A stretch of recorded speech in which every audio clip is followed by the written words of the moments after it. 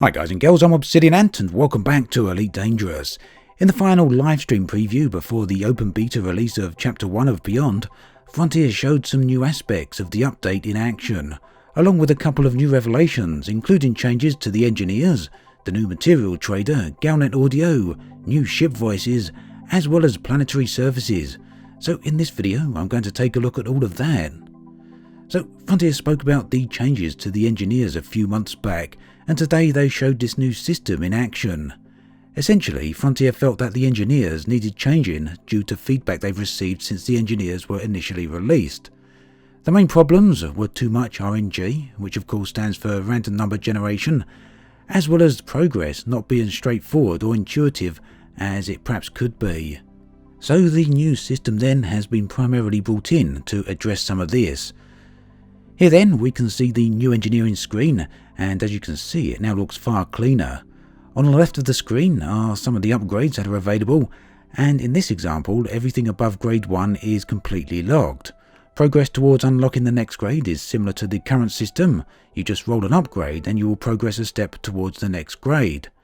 However, the big change here is that even when you have unlocked all 5 grades of a particular upgrade, you will no longer be able to apply a grade 5 item or grade 5 upgrade directly to a module.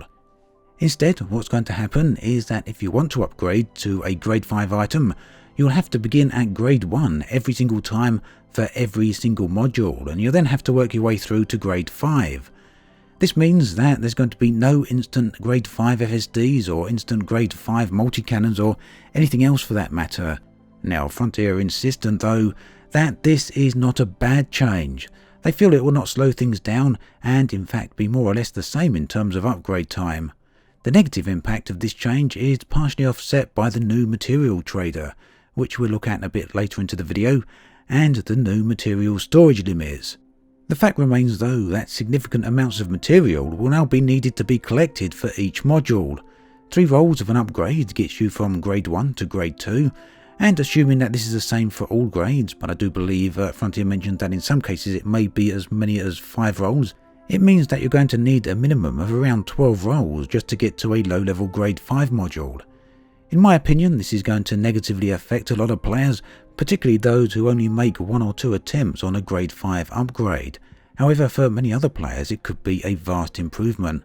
At any rate, all this said, this opinion is based purely on the current engineering system, and the new one may completely surprise us yet, so let's take a closer look at how all of that works.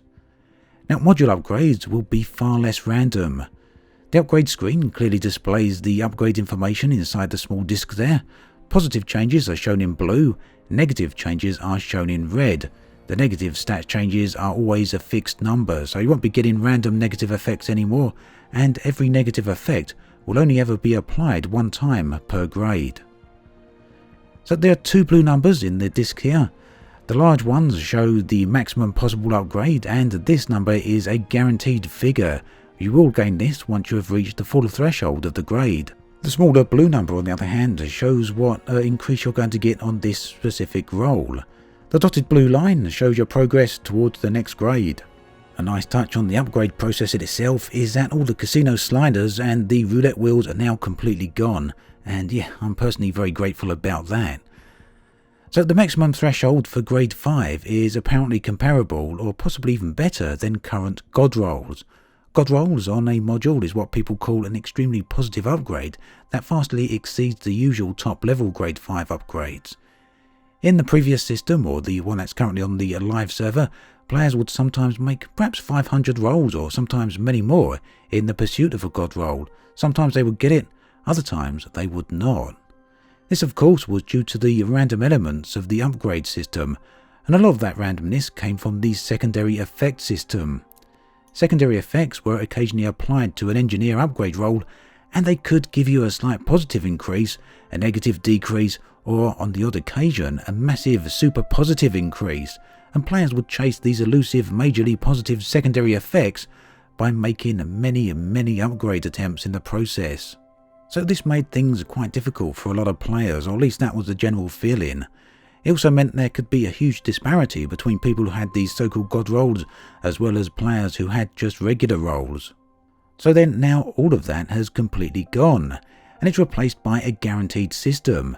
Everyone is now guaranteed to be able to hit the ceiling of grade 5, and there are a maximum number of roles to achieve this, likely to be in the region of 15 to 18 roles or so. So this then is the reason Frontier are forcing all players through the grade 1 to grade 5 for every module path. But I'm pretty sure, like me, your mileage is going to vary as to whether or not you believe this is a worthwhile trade-off. Current grade 5 modules will remain in the game and will not change. However, if you want to apply the new stats to them, then they will be downgraded to a maximum grade 4 module, and you'll then be able to go from there. Experimental effects have also been changed. Experimental effects were additional upgrades that could be applied at random to a module, or you could sometimes buy them at a cost of reputation to the engineer. However, now experimental effects are going to be something you can directly purchase for a material cost, so they will be guaranteed and you can choose specifically what upgrade you want. For example, there's the Smart Rounds upgrade, which is for multi-cannons, and this would only apply damage to your target, meaning that with this particular ammunition, friendly fire would be impossible. Experimental effects are no longer just going to be limited to weapons.